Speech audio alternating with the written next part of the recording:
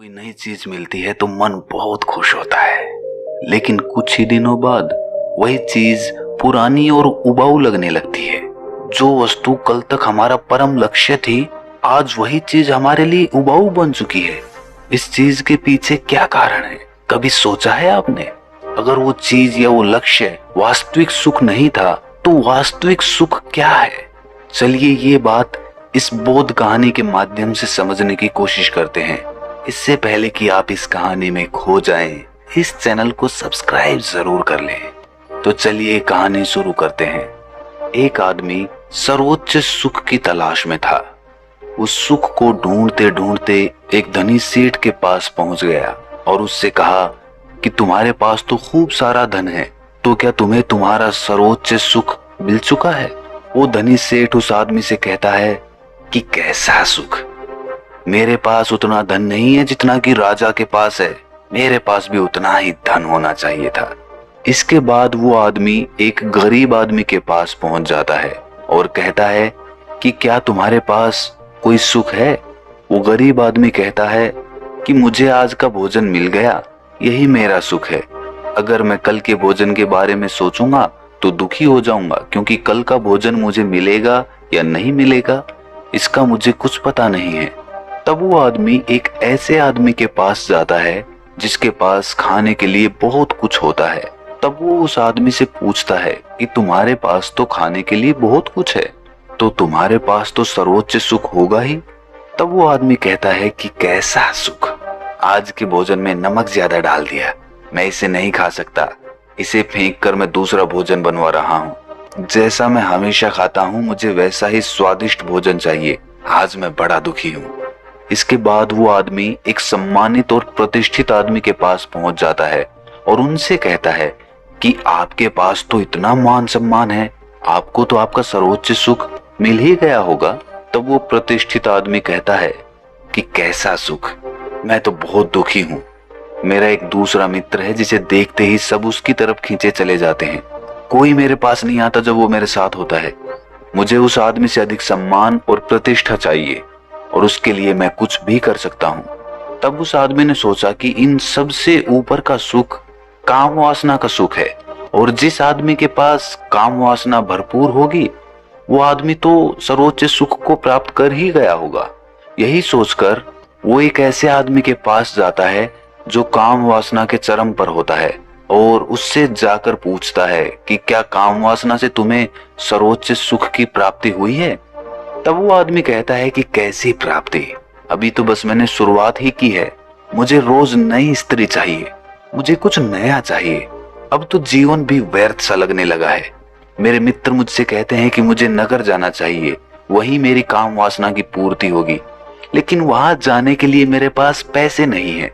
मुझे इसके लिए पहले अधिक धन कमाना होगा। सबकी बातें सुनकर उस आदमी को कहीं भी सर्वोच्च सुख नहीं दिखा। तब उसने तय किया कि वो बुद्ध के पास जाएगा और इसीलिए वो बुद्ध से मिलने के लिए निकल जाता है और बुद्ध के पास जाकर उन्हें प्रणाम करके उनसे कहता है कि हे तथागत, मैं बहुत दूर से आया हूँ।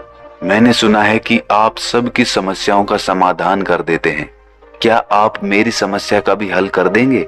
तब तथागत बुद्ध कहते हैं कि कहो, क्या जानना चाहते हो? तब वो आदमी कहता है कि हे तथागत, मैं पूरी दुनिया के भ्रमण पर गया था ये जानने के लिए कि सर्वोच्च सुख क्या है। एक ऐसा सुख जिसे मिलने के बाद किसी दूसरे सुख की लालसा ना रहे, आदमी परिपूर्ण हो जाए। एक ऐसा सुख जिसकी कामना हर कोई करता है, ऐसा सुख जो कोई भी नहीं चाहता कि उसके जीवन से जाए। परंतु मुझे अभी तक ऐसा कोई भी सुख नहीं दिखा जो सर्वोच्च हो, जिसके पाने के बाद इंसान कह सके कि मुझे और कोई सुख नहीं चाहिए, यही मेरे लिए सर्वोच्च सुख है। हे बुद्ध, क्या सच में ऐसा कोई सुख है जिसके मिलने के बाद किसी दूसरे सुख की कामना ही ना रहे? तब बुद्ध उस आदमी की बात सुनकर कहते हैं कि तुमने इस दुनिया का भ्रमण करके क्या जाना कि ये दुनिया कैसी है, यहाँ सबका सुख कैसा है? तब वो आदमी कहता है कि हे बुद्ध, यहाँ पर सबका सुख अलग अलग है, किसी का भी सुख एक समान नहीं है, सबकी परिभाषा यहाँ पर अलग अलग है। यहाँ पर कोई सुखी होने के लिए राजा की तरह बहुत सारा धन दौलत चाहता है, तो कोई काम वासना में अपना सुख खोज रहा है, कोई भोजन में सुख खोजता है, तो कोई मान सम्मान और प्रतिष्ठा में सुख खोजता है, कोई किसी के दुख में अपना सुख खोजता है। तब बुद्ध ने कहा कि क्या ऐसा करने से उनको सुख की प्राप्ति हुई? तब वो आदमी कहता है कि हे बुद्ध, मैंने देखा है कि जब मनुष्य अपने सुख तक पहुंचता है, जो वो चाहता है वो उसे मिलता है, तब वो उसे पाते ही पागलों की तरह झूम उठता है।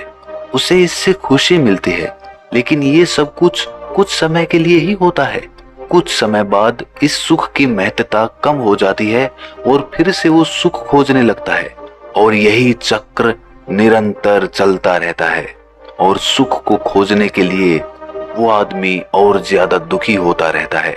वो आदमी कहता है कि हे बुद्ध, ये कैसी दुनिया है जो सुखी होने के लिए दुख को खोज रही है। तब बुद्ध मुस्कुराने लगते हैं और कहते हैं कि एक बात बताओ कि क्या जो राजाओं की तरह धन दौलत चाहता था, क्या उसके पास धन दौलत की कोई कमी थी? और जो काम वासना को चाहता था, उसके पास काम वासना की कमी थी? और जो स्वादिष्ट भोजन चाहता था, क्या उसके पास 2 वक्त के भोजन की कमी थी? तुमने देखा कि इनके पास किसी भी चीज की कोई कमी नहीं थी, फिर भी ये सब दुखी थे। और इसका कारण यही है कि इन सब को अपना सुख दिखता ही नहीं, बस कुछ दिखता है तो वो कमी। दूसरों के पास जो है उसे पाने में सुख नहीं है, बल्कि सुख का मजा तो तब आता है जब आपके पास जो कुछ भी होता है उसका भरपूर आनंद लिया जाए। हम अपनी आंखों से दुनिया देख सकते हैं, प्रकृति का सौंदर्य देख सकते हैं, दूसरों की भावनाओं को पढ़ सकते हैं, लेकिन हम अपनी आंखों से देखते क्या हैं? हम केवल वासना को ही देखते हैं।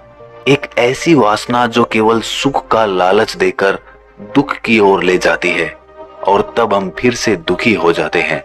तब वो आदमी पूछता है कि हे बुद्ध, कि क्या कोई ऐसा सर्वोच्च सुख नहीं है जो जीवन में यदि एक बार आ जाए तो जीवन में किसी दूसरे सुख की जरूरत ही महसूस ना हो, तब वो पूर्ण रूप से संतुष्ट होकर अपना जीवन जिए।